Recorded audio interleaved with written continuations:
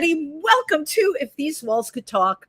I'm your hostess with the mostest, Wendy Stuart, and I know you are looking for Tym Moss. Tym Moss is on the road with our incredible comedian friend, Ike Velli. They are doing 50 Shades of Gay in Atlanta, I believe at another Fringe festival. So Tym won't be with you here today, but you know what? I'm good enough for everybody, aren't I? No, Tym and I just had the pleasure of working together at the Lower Eastside Festival. I know some of you who are watching today came and supported us. We were the MCs in the cabaret room, which the performances started at 6:30 and ended at 11 o'clock at night. That was, by the way, the longest show I have ever emceed in my entire life, and I loved every minute of it. What was so great was it amazes me the amount of talent in New York. We had something there for everybody, and we had a really supportive, packed audience. I think like the last 20 minutes, the audience started to get a little smaller, but I've performed there, and I have to tell you, this audience that we have, they were just so great. So we had an amazing time doing that. And while I'm on the subject of performances, this Sunday, if you'd like to see me perform and a number of other people that have been guests on this show, we will be doing a hair band show. I'm going to explain what that is at Industry Bar. Doors open at 6 and the show starts at 7. And okay, what's a hair band, right? No, it's not this thing that I have in my hair. In the 70s and 80s, that was a name for what rock bands are, like Joan Jett and the Black Hearts or Alice Cooper, any of those people, right? They had a lot of hair. So we're all going to be slapping on our wigs and getting out there to perform for you. It'll be with the Imperial Court of New York. And of course, everything the Imperial Court does is to raise money for other LGBTQ organizations. So yeah, we hope that you're going to come there with us. I know I have more to tell you. Oh my gosh. A really wonderful friend of mine, producer, Shannon, is having her film screening tonight for 9 Little Indians, a documentary about what happened to the children that were sent to the orphanages and boarding schools that came from the First Nations. And again, you know, these kinds of films are like investigative reporting because it's up to the filmmakers to really get in there, get the information and get the truth out, right? Which is why we love documentaries. Okay, that's my segue. I'm cheating. But my guest today is an incredible documentary filmmaker, and she's going to be talking to us about her very important film.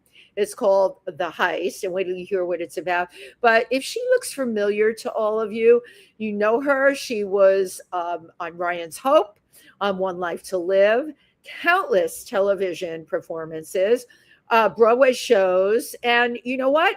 Let me just share her name with you. Please welcome Ilene Kristen. Come on over. Hey.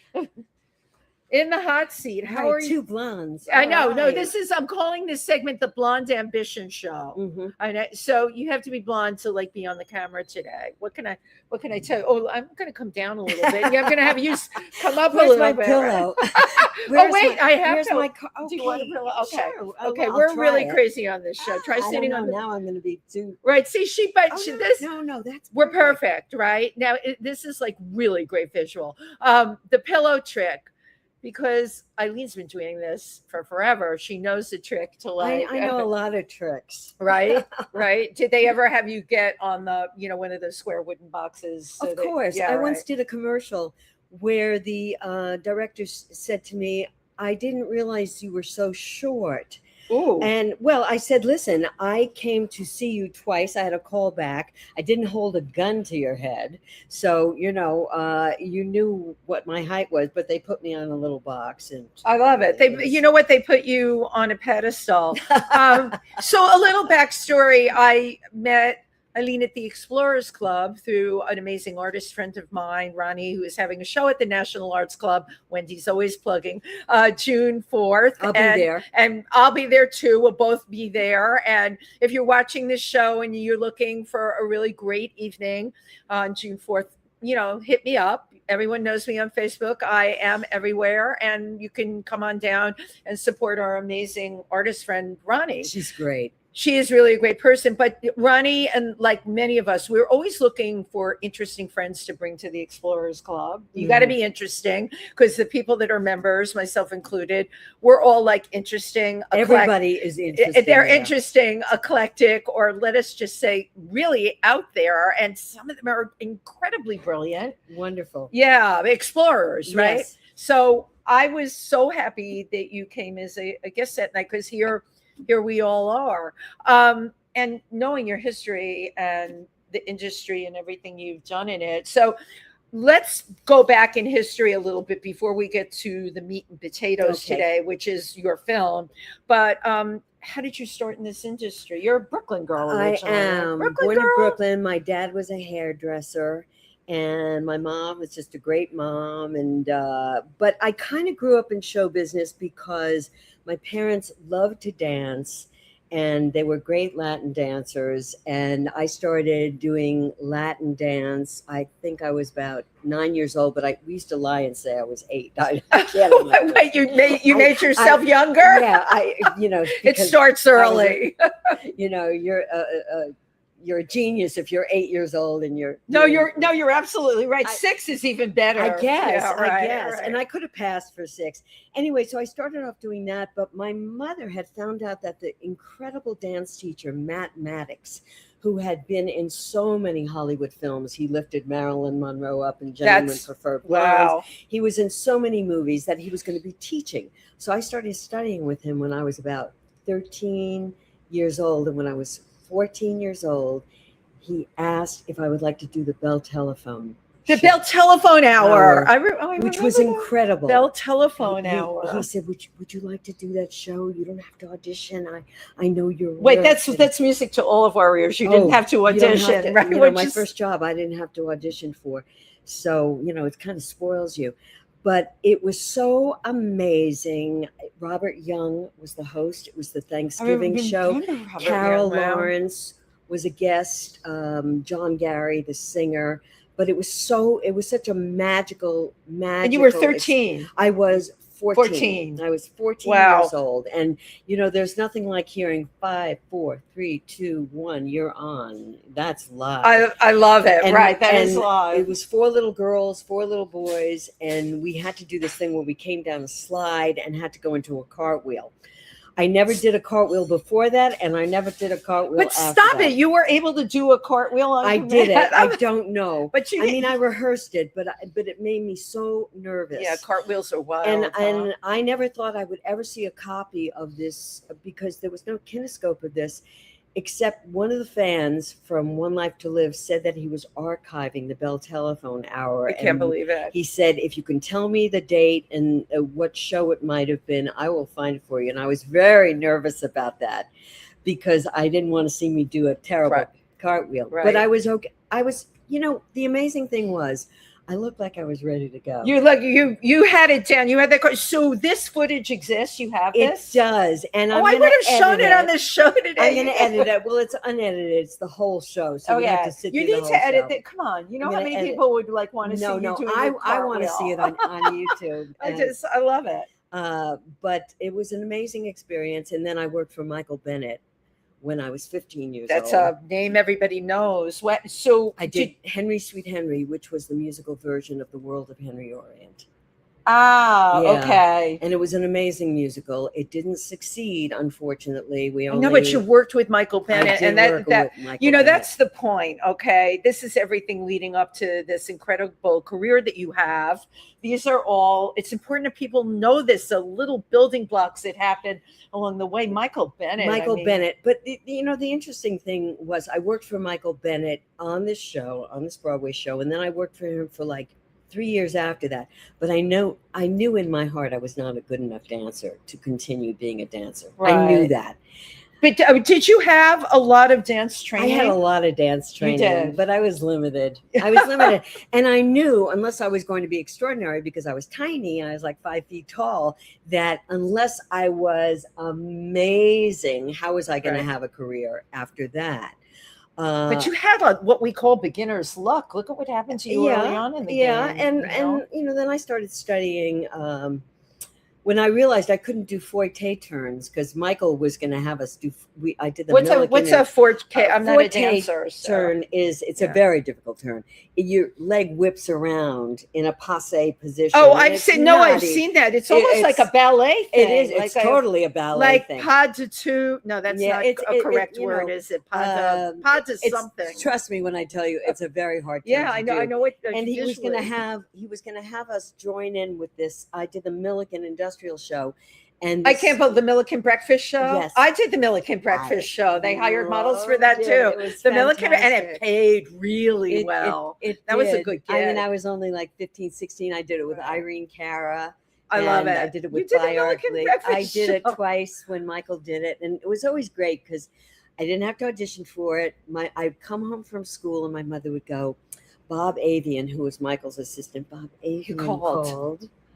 And, it was just really excited. But I realized when Michael was going to ask us to do these forte turns, I went, I'm done. I'm done.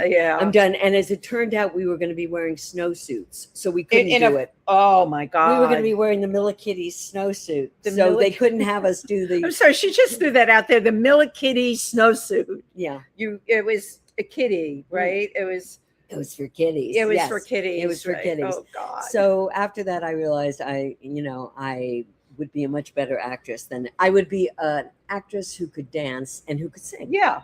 And that's still a triple threat. Yeah. What we call a triple threat. I got Grease, and you had to do all three things. So Grease was your first, would you say, big production? Well, it was my first out of the chorus. Out of the chorus, right. She left the chorus for Grease. Who did you play? I wasn't a good enough dancer to be in the chorus, quite honestly. Who did you play in I played Grease? Patty Simcox, the little Lulu of Rydell High. Wow. Yeah. Wow. And we did it our first theater that we did it in was right across the street. She was saying that when she came Avenue here. and 12th Street. So I have a lot of memories. Second Avenue and 12th. What was it called? The Eden Theater, and it was an old Yiddish theater in an old vaudeville house, and mostly the Yiddish theater. And Old Calcutta had just been in there, which was a huge success. I remember that. So we were hoping that we would be as successful as Old Calcutta, and we were. And you were. We were. And definitely. You were, yeah. So was that the first company of Grease? Yes. Oh man, that's amazing. The very first company. Yeah. That you scored that. Yeah. No, it was very exciting. It was really things seem to have happened very, and we're talking about another time when things happened easier. Well, because it wasn't run by right. When you were cast, it wasn't run by some kind of corporation where you had to make this group of people happy and then this group of people happy. It's a good point, right? So you kind of come in and you could tell if they liked you. Like I remember my first audition, and it was just the director and the two producers and maybe the musical director, and I could tell that they liked me. Right. It wasn't like you had to go like, oh, does everybody have to like me? Like all those. Well, they went from that into everybody liking you, into now we are all on tape. So what she's describing early on in the game, that chemistry that you had when you walk in the room is no more. You could really feel something, and they like me. They really like me. Was it Sally Field saying that? I had 3 auditions for it, and by the 3rd audition, my father had taught me how to do the Lindy Hop pretty damn good.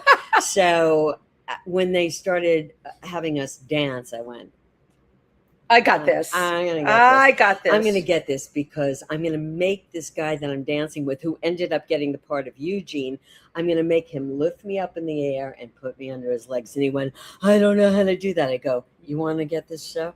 Wow. Let's attempt it. That's bold. Let's just attempt it because they'll see that we look so funny as a couple because he was over 6 feet tall. I know, and you're tiny, and I already it was have so it. perfect. Yeah, it was so perfect that we both got it. Wow. We both got it. So, and I did the show for 2.5 years. We moved to Broadway after being here for like 6 months. We moved to Broadway, and I was with the show for at least another 2 years after that. And then I got Ryan's Hope. Right, which was, we're talking about those days when getting a soap. I know when I started in this industry, the thing, everybody who came along with me, do you remember Marcia McCabe? Of course. Oh, funny. So she and I were in acting class together. Now I went through a lot of acting classes with so many people.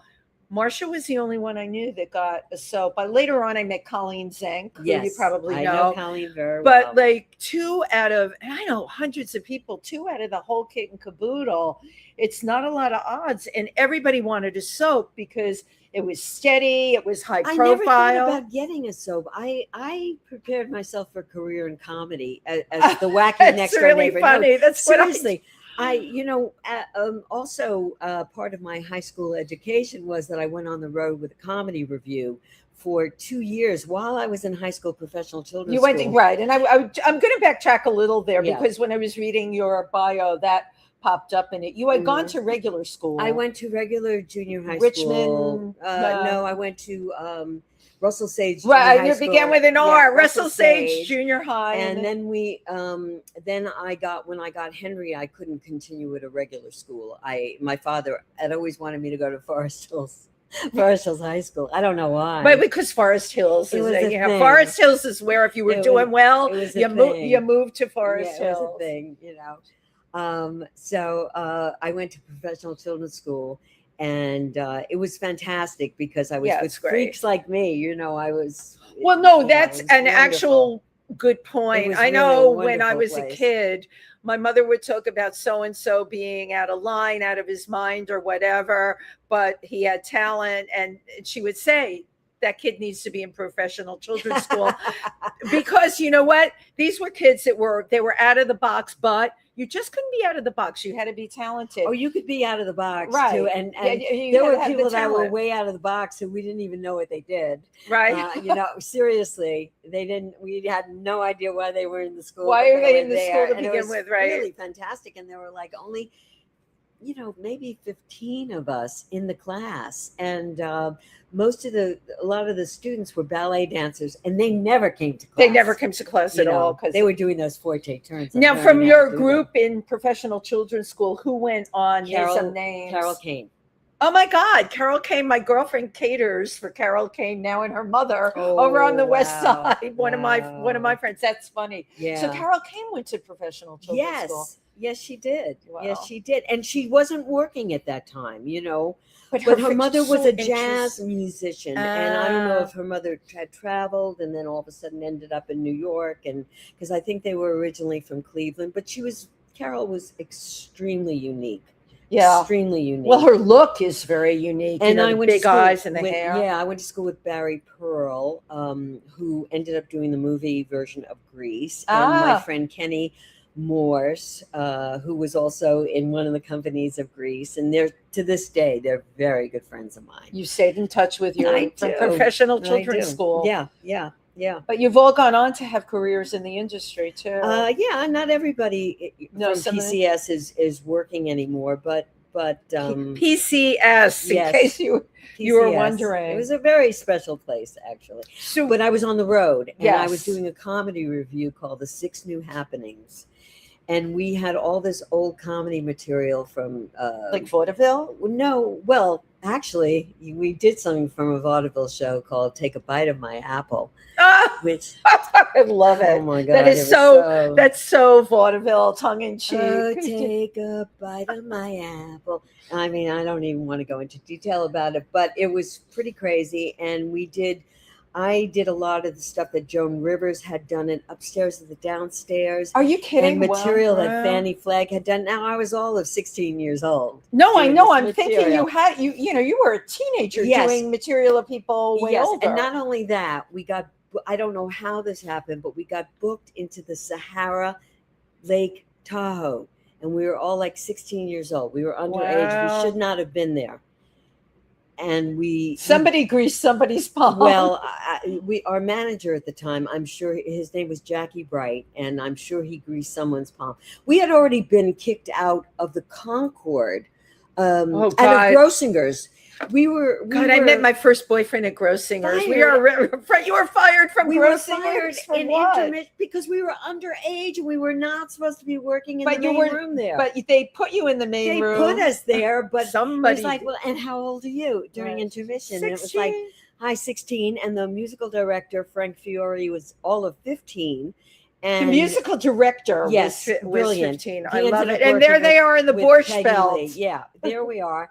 And that's where my parents had their honeymoon. And the next thing I know, my mother and father are escorting us out of there. I love it. We got kicked out of Lake Tahoe also. For being underage. Oh, yeah. I was like, how old are you? When they met us at the airport, they were like, and when they had seen us at the audition, quite honestly, the people who came to see us from the Sahara Lake Tahoe were stoned out of their mind.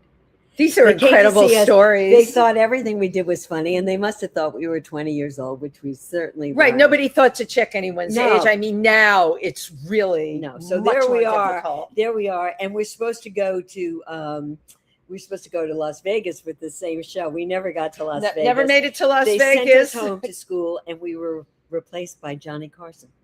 Stop. I'm don't I'm let the door serious. hit you in the butt on the way out. I'm really serious. I don't know what something? caliber act they thought they were getting, but we were replaced. He came in at least for that weekend. You know what? And that was it for you. Yeah. Well, we know Johnny Carson was the right age too. And he was funny. So there you go. He was a huge star. We were not. I know, but you know what? Again, a lot of your stories are what I call beginner's luck, where things just happen. They just happen. But they're wonderful. And we talk about that a lot on the show. It's a kind of magic. I'm sure you've heard about the show Lost Boys. Mm-hmm. That's my friend Roberta. That's her nephew, LJ. And I bring this up to you because LJ had been a kid actor, then didn't want to do it. He had a couple of jobs that weren't working out, regular jobs. And his mother said to him, maybe you should call up your agent again. Calls up to his agent. His agent said, there's this workshop thing I'd like you to audition for. He gets the workshop. The workshop is Lost Boys, and the rest is history. Go see the show. He is phenomenal. But you know what? When people watch this show, I want them to know that magic happens. It can. There's a lot of hard work behind it. I'm not saying it's a free ride. You got to be in it to win it, though. But sometimes you have to not stress about where life is going to take you next, and just figure it's going to take you somewhere. I love her attitude. I know. I have to feel that way. I mean, should I talk about Heist a little about how that happened? Oh, we are going to get into that. Okay. Yeah, we have a lot of time here today. All yeah, right. Go. She goes with the flow. So, Ryan's Hope, an amazing experience. Yeah. Amazing. Claire Labine and Paul Mayer, who wrote it, were very, very, very special people. And the woman who cast it, Shirley Rich, was a very... I know Shirley Rich. She was great. Shirley said to me when I first came in for the thing, she goes, "You're dressed like a hippie. Don't dress like a hippie the next time you come in." And it's like, okay. But she had prepared them for me before I walked in the door. So when I walked in the door and they saw me, they were like, I could see. So she sold you before you walked in the door. That's a good casting director. She did. And there weren't that many people that she had come in for each part. And that was also very special. And that's the way it used to be. I think she really only had like 5 people come in for Delia. And if those 5 people weren't right, then she'd go to another well. Did you feel she was really rooting for you, though? Mm-hmm. You can feel that sometimes with a casting person when they really want you. And then I did my on-camera screen test, and I wore the same shirt that I wore in the audition. And they tell you to do that, by the way. But the weird thing is it was white, which at that time, the video cameras were not great with white. And they tell you not to wear white. Yeah, they tell you, but nobody ever told me not to wear white. There you go. I wore white, and the button flew off, and I went right on going, and they went, "That's Delia." Yeah. That's Delia. Perfect. Because they went, I looked at the button, and I just kept on going. Yeah. And you nailed it. Yeah. Would you say that door opening for you really set the stage for the rest of your career? Yes, I would say so. I never expected to be doing a soap. I always thought I would be on a sitcom because I grew up with I Love Lucy. I mean, she was I consider Lucille Ball my babysitter. Yeah. Because as long as I was like sitting in front of the TV watching Lucy, so I kind of was oriented towards her and Gail Storm. Yeah, my know, God, My you're Little really Margie. My Little Margie. I love that show. That's where I kind of saw remember myself. watching So these shows. the fact that I was doing a soap was rather odd, and it was this tragic kind of character at first, but then they allowed me to do a lot of comedy because I wanted to make people laugh. That was Right. like my goal. Well, that's your sweet spot. Yeah. In entertainment for you. So I stayed with the show. I stayed with Ryan's Hope for 3.5 years. I left. I went out to California, did a little work out there, sang with some rock groups out there. Didn't really like being in California. Came back, ended up doing One Life to Live. Roxy, you played? No, not yet. Not I yet. did this character, Georgie, a car mechanic, ex-race car driver, car mechanic. Perfect casting so I did for that you. for a while, and I got fired. And the next thing I knew, they had called from Ryan's Hope, and they went, no, if you're going to be back in New York City, you're going to be doing Ryan's Hope. You're not going to be doing I love it. I got to go back to the firing because that's huge. Okay, you're how old? Hurt. You're in your 20s. By that point, I was in my late 20s. Okay, how does one handle that? Because you had like a really straight shot the whole way through. Everyone loved you. Well, the firing was so the firing was, they didn't tell me this, but the firing was Ryan's Hope people had come to them and said, fire her because we're hiring her the next day. Wow. I didn't know that. I did not know that, but the next day they called me from. But did they ever tell you the reason was there? Yeah, they were firing me to get me back on Ryan's Hope. Oh my God, that is just. But you didn't know that initially. No, for 24 hours I didn't know that. So you had to feel horrible for 24 hours. I did. Like, what did I do? I felt like it wasn't really.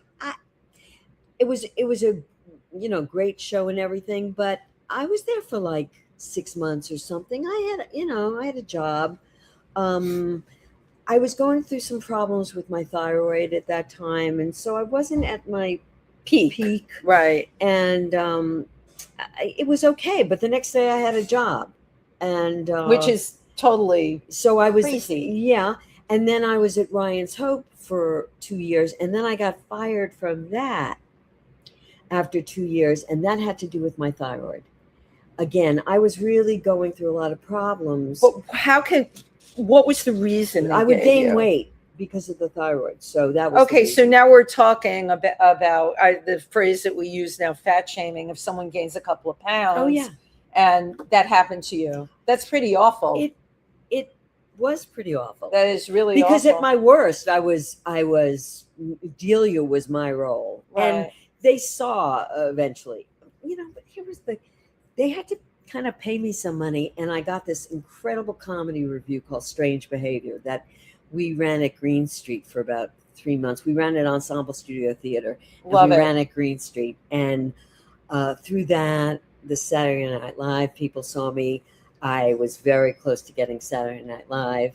So, I didn't get it, but you were seen and considered for it. Yeah, I was, and the work that I did in Strange Behavior was I played a 5-year-old. That would have been so perfect for Saturday Night Live too. Cleopatra as like a Brooklyn broad, and then I did this song called New Jersey's the State of Mind, where that singer Ricky Lee Jones. Yeah. It was kind of like a Ricky Lee Jones.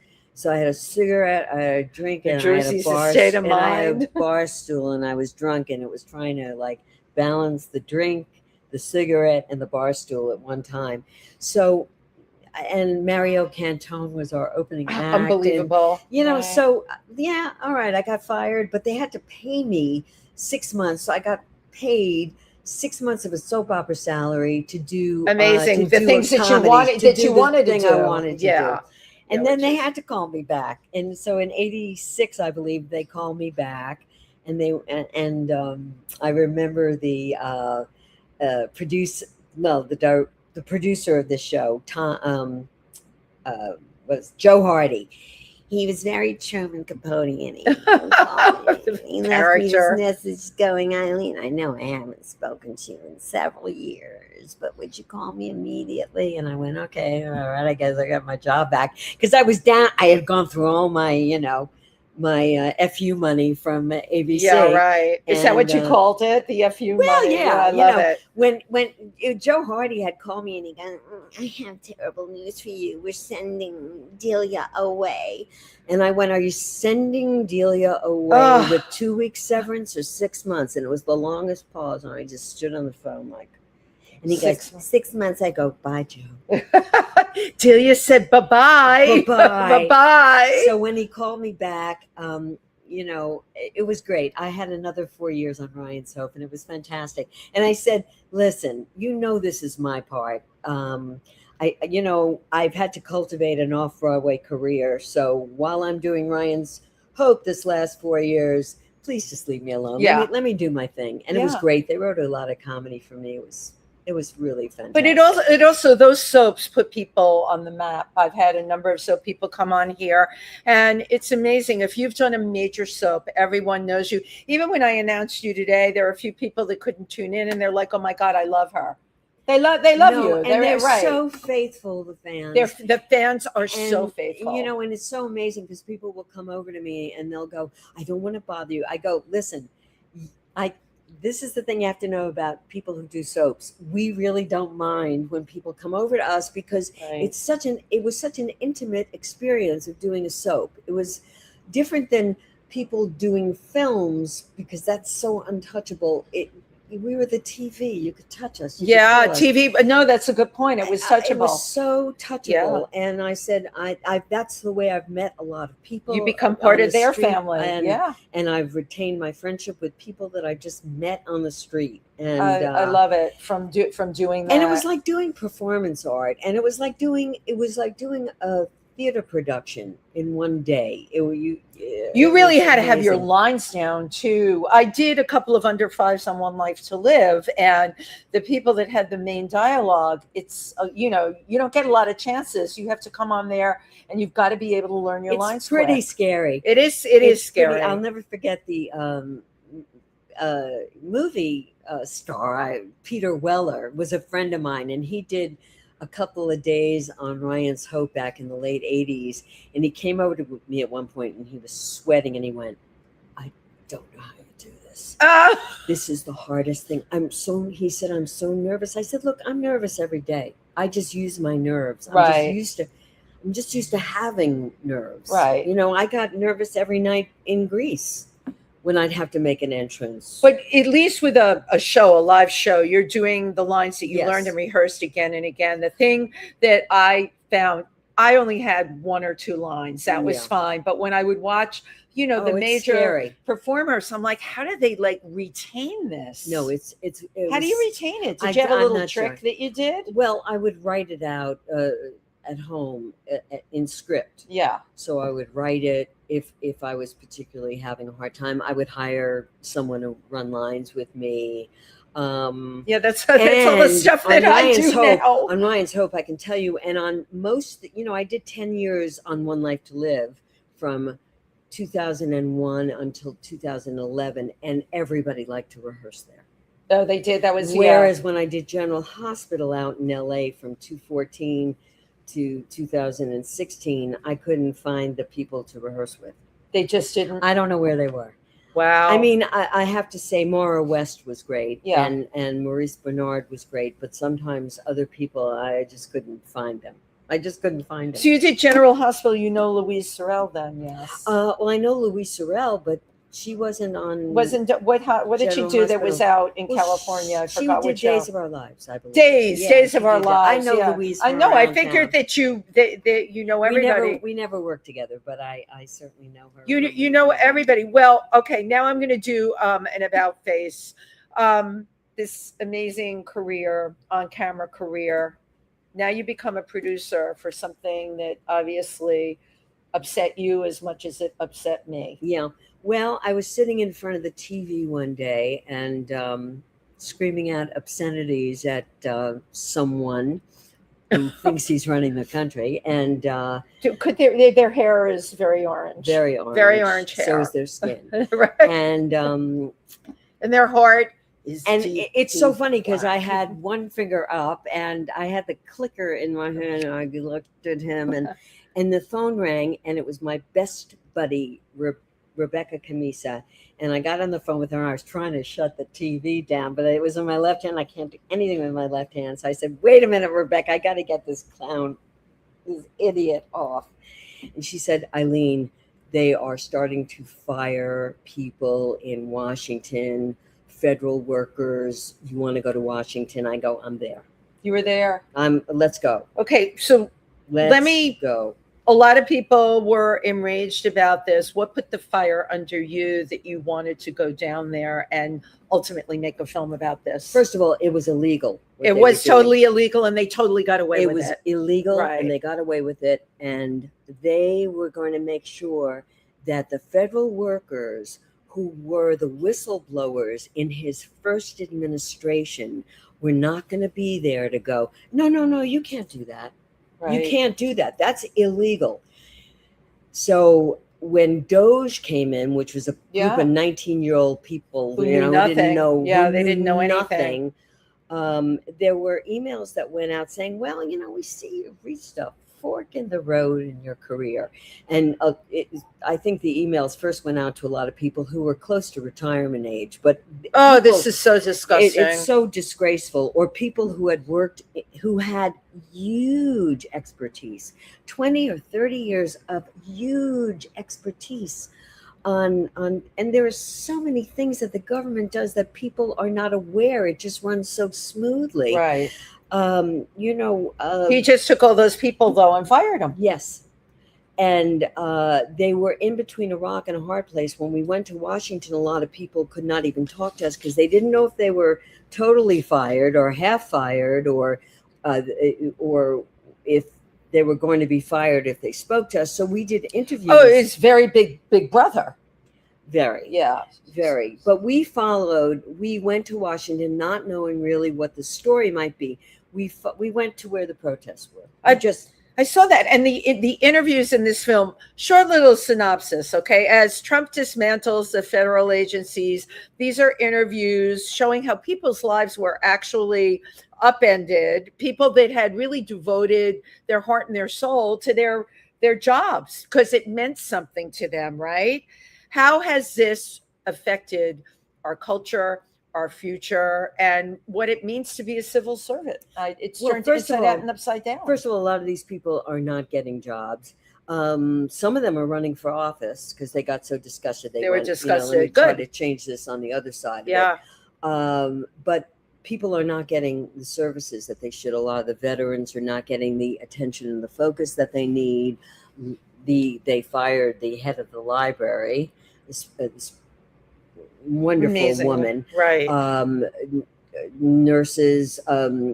They shuttered USAID. That was really early on, and I remember going on blogs of people that had voted for him, and everyone was saying what a waste USAID was. A waste. Oh, I know that. I know, but how did this inside out thinking to the point where people were writing these things as if it were fact? And the people, like I knew people that worked for the Parks Department out in Pennsylvania, gone. All right. And I would go on those blogs and read things like, we don't need EM. We don't need them anyway. It's just a waste of money. Wrong. Right. They were there in the national parks for safety, right, for cleanliness, for all the pathways being open so that they would have enough people. And the maintenance of those pathways, Absolutely. You have to maintain them. Absolutely. USAID is tragic. First of all, they stuck garbage bags. They didn't even cut them. They just pulled garbage bags apart and put it on the emblem of USAID. That's the first agency that we recorded. It's shocking. It's shocking. And a lot of the people who worked for USAID had been refugees who lived in Africa, and USAID the first boots on the ground whenever For there AIDS, was they were USAID, genocide, yeah, AIDS, genocide, Ebola, yeah, all of that. all Now of that. it was just like And so tossed they out. felt when they moved to the United States of America, how could they? I get it just I pains know. me. When I watched the film, I got teary eyed. I think it was the young woman from Alabama Oh my God! about Yes. packing up her desk, being told she had to leave, like so much garbage. That's what they did, and I don't know how other people in this country, no matter what side you're on, okay, how you can think that that's okay. There's nothing okay about Yeah, it. and anybody who does think it's okay, It's awful. it's really How awful. did we You're wrong. become so selfish where we can't look at the people that all lost their jobs that did nothing to cause that? Well, there's so many ways that you get your news now. When I was a kid, there were 3 news stations Yeah, right. basically, Same. and they kind of, were all in line with each other. But there's so many alternate, and there's so many, QAnon based QAnon. things. I haven't heard about QAnon in a while. You're Well, right. good. You're I right. hope The it's whole gone, QAnon thing but was like it's, insane. it's just really tragic. Listen, there's always a little bloat in government. Absolutely. When Clinton came in, he shaved off a little because there were certain In agencies the Obama administration have too. to. Okay, right. But this nothing. This like was this. illegal, and it was actually tragic to do this. Totally to people. tragic Yeah. and totally illegal. Yeah. Which is weird. I mean, there are so many lawsuits, but in the meantime, there are people not working, and we are not getting the services that we need as a population. This is just fine with a lot of your fellow Americans, and I think that's what freaks me out more than anything. We know that the fish stinks at the head. Yes, but I can't believe that people still hang on to this being. I don't know. It's disgusting. Now I have to ask you, the way the film is structured, you got all these interviews. Take us back to the actual scenario. The director called you up and said, "Let's go to Washington." How did you get all those interviews? Well, she had the camera. Usually she has a camera crew. Right. She's done a lot of films for HBO. She's been nominated for 2 Oscars before. And please say her name again. Rebecca Camisa. Thank you, Rebecca Camisa. Yeah. And so she said, "Look, I'll run the camera. You run the sound." Okay, that's right. That was your crew. Yeah, that's our crew. Film and sound. We had a cart, and we went through Washington, and we just did it. Rebecca really knows her way. But how did she find out that they would be cleaning out their desk that day? How did you get people to talk to you? It's all the we have logistics. a friend who helped us a great deal. And I cannot mention her name. Okay. But she helped us a lot.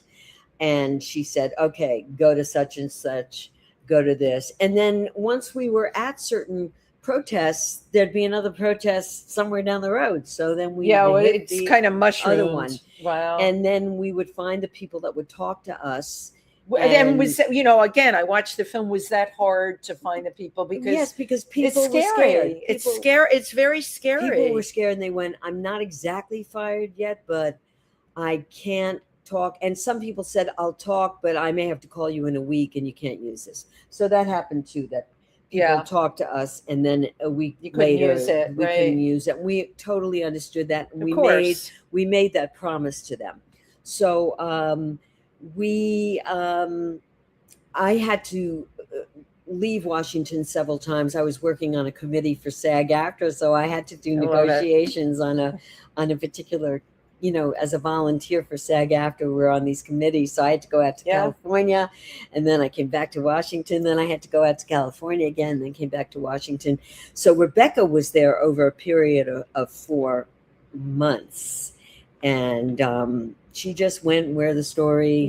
Sometimes you don't know what you got until the editor looks at it, and we also felt that a good friend of ours looked at some of the footage and said, "Well, these agencies, what did they emanate from?" And they emanated from Franklin Delano Roosevelt, of course, the New Deal. Yeah, the New Deal. And so all these New Deal incredible programs to put people back to work, to have people have what they needed as a civilization. Sure, they're being disassembled. That's exactly, and that was their goal, Of course. because that's socialism, Right.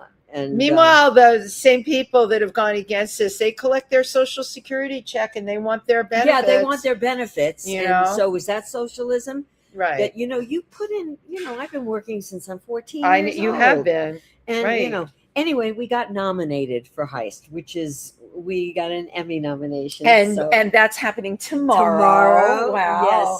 Yes. Wow. So I'm very nervous, actually. I had butterflies in my stomach. Well, I'm very excited to hear about that. Yeah. Where this is going to be at Lincoln Center? It's at Lincoln Center Jazz. Love and it's a beautiful auditorium there. And so that's where we'll be tomorrow. But I'm nervous. This is so great. I'm honored, though, that you should be. First of all, you should be honored. Second of all, thank you for putting yourself out on a limb. I would say a lot of the people I'm friends with are putting themselves out on a limb, and they're activists. They have to do something.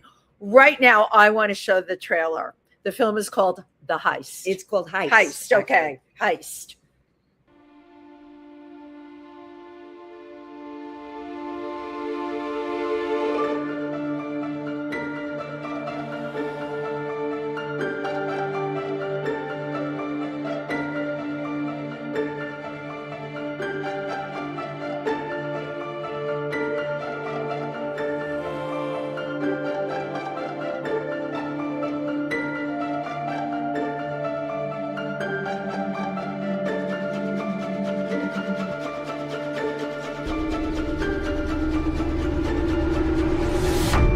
But in their blindness, they forget what the flag and the Constitution stand for.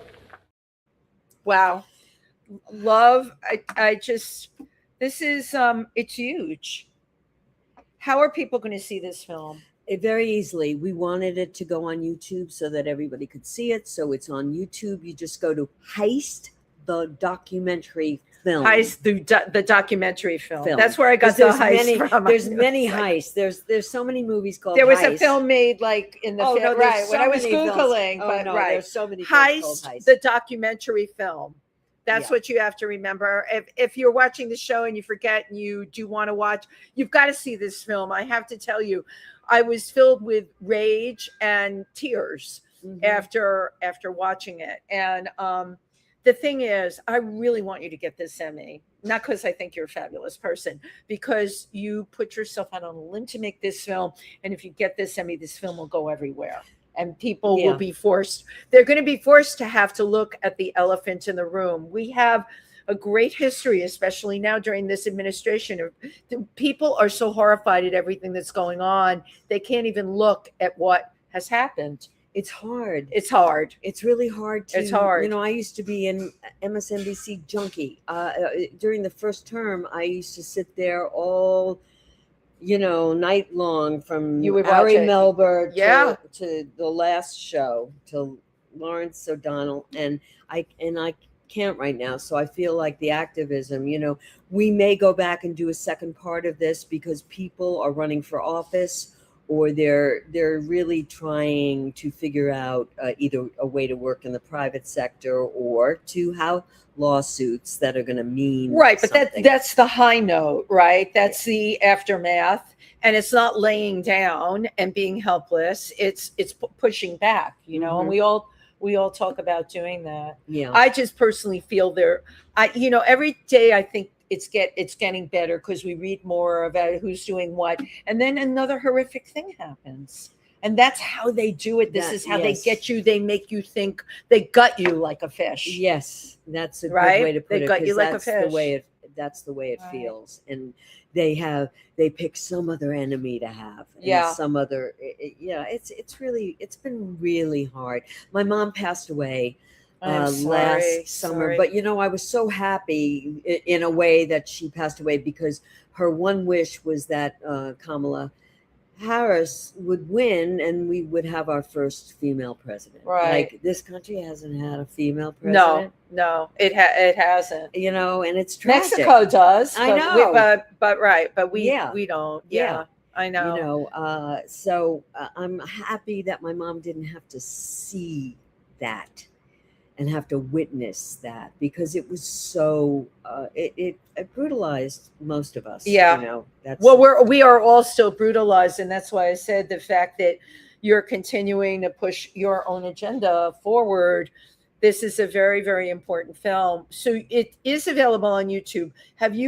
What are the negative comments?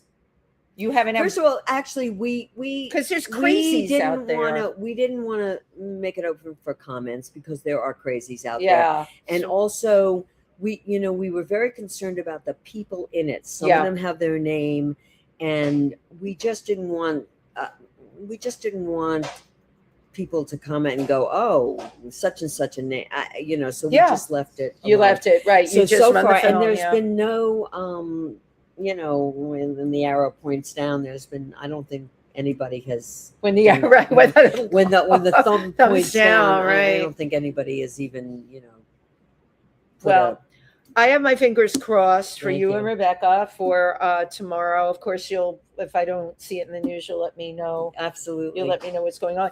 Absolutely. So you do, though, have a history of, reaching out. I know you were involved with a Cuban film festival. Well, I'm like, when I read that, I'm like, wait I a minute, know, she's no, not it's- Cuban. No, not at all. But my partner in the film, I had a film theater called the Jean Renoir Cinema, which we started a block away from here. It was on I love that it was 11th downtown. Street. It was Yeah. right over here, and we showed a week of Jean Renoir films for our first week, because Jean Renoir, we got his permission to use his name, and we were going to do independent films and film festivals. And my partner, Ray Blanco, was Cuban, and so we did the first Cuban film festival. I love And it. by that point, we were at another theater, and the Projectionists Union was striking us because they were unlawfully charging us too much money to run projection, and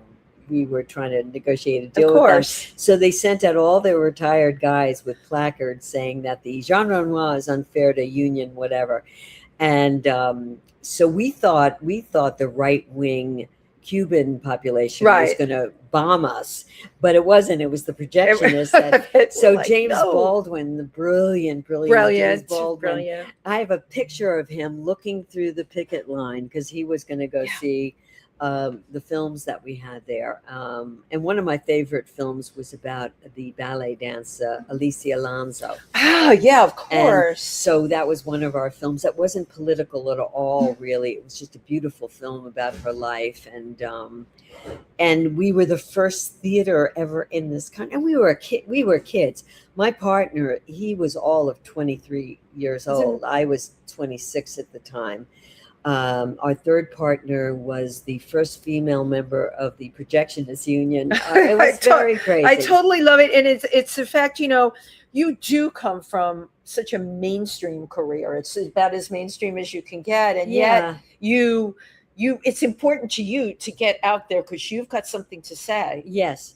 The way the film theater started was Ray was a film distributor probably when he was 20 years old. He was writing film reviews for this paper called White Arrow. And he booked one of Wim Wenders' film in a theater on 72nd Street called the Embassy, I believe it was. And, that area of town is a primarily Jewish area. I'm Jewish, so I have the Upper West Side Jewish area. I have a tremendous sensitivity. And so Ray booked this wonderful film in there that was Wim Wenders' film. And there were a lot of people who would not go to the theater because they felt that a German film should not be playing there. And this film had nothing to do with World War II, nothing. But you still have this stigma. It was a German film. And I felt that it was unfair to Ray. And it was unfair that people had this prejudice towards fine artists who were so sympathetic to, the whole period of Nazism. But and I said to Ray, I said, well, if you had your own film theater, you could do the publicity the way you needed to do it. And the next thing I know, we had our own. I'm sorry, theater. you were all of like 20 something years of age. And I was doing Ryan's Hope. And so you were, I had of course, full-time, like, I had a full-time. I love it. Yeah, it was pretty crazy. I love it. Well, we have some comments, and I always like to read the comments. Let's see who we have over here. Okay, Karen, Benji Bradshaw, wonderful singer, performance artist, stylized, just incredible. I love Benji, and he always tunes in. Rose Trentman had been the female boxing commissioner. I think you met her at the Explorers Club that night. What is her name again? Rose Trentman. Oh, of course. Beautiful, dark-haired lady, Yes, great, bubbly personality. Of course. Oh, amazing. Hi, Rose. Thank you for always tuning in. Benji Bradshaw, of course, was on there. Of course, Benji wants a kitty suit. Benji, I fully expect you to create a kitty suit. I think we planted a seed for you here today. So, yeah. Rose says, I love it. The miltity snowsuit. I love it. The Millikitty. It was Millikitty, but yeah, Millikitty. But you know what? There you go, Benji. I have given you a really great idea for a snowsuit there. We expect to see it on stage. So great having you here today. First of all, having someone with your background here at Pangea. I love doing this. I played here with my band. What do you remember when it was? It was before COVID, you said? Yeah, it was before. I'd say it was like probably either 2017 or 2018. It was July 30th. It was my birthday. We had a big party out here and a great show. And Scott Yanni, my producer, who I have an album that's out on either Amazon or iTunes called "I'm Not Done With You Yet," and it's a jazz tinged, all original songs. Just do it all that I wrote. Well, you do it all. You have a book also. Well, I wrote the foreword for the Ryan's Hope book, but also the Grease book. We were asked to write our own stories. So if you want, have several stories in the Grease book called "Tell Me More, Tell Me More," and all of the Grease people. Song, yes, all the Grease people, shared their crazy stories, and I have some really crazy stories in there from being in Greece. So great. If you are coming to Pangea, June 4th, Carol Lipnick is performing here. She's amazing. I saw her right before the pandemic and a couple of times since. I love Carol, and I could see her again and again, and it's always fantastic. And June 11th, during Pride Month, we have the Pride edition coming from Mina Hartog, really great comedian. She's been on my show. It's Mina Hartog and Friends, and hope you stop by. I will definitely be at that performance too. I'm going to try and make Carol as well.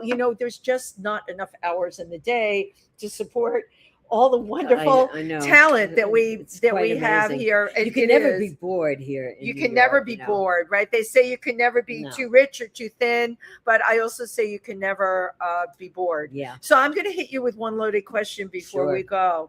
We know about the Emmy nomination. We know that's happening tomorrow.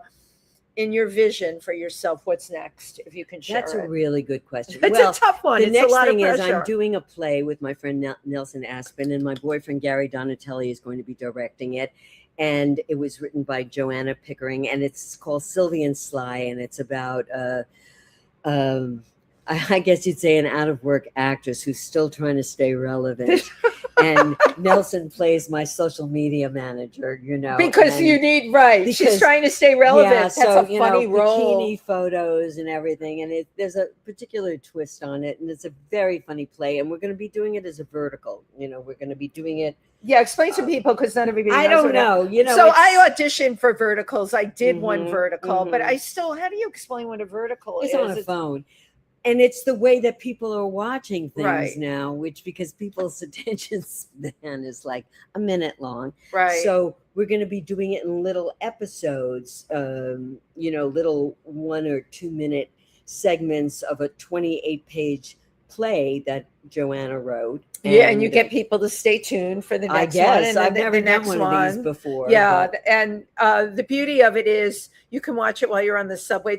I save all that stuff for when I'm on the subway or waiting for a bus or whatever. And you're right, everyone, our attention spans have just been blown out of the water. I know. So I love that you're doing this. Yeah. And it's going to be really interesting. And it's 28 pages that I haven't totally finished memorizing yet. You're amazing. And you have no problem memorizing. No, I have a little more problem than I used to.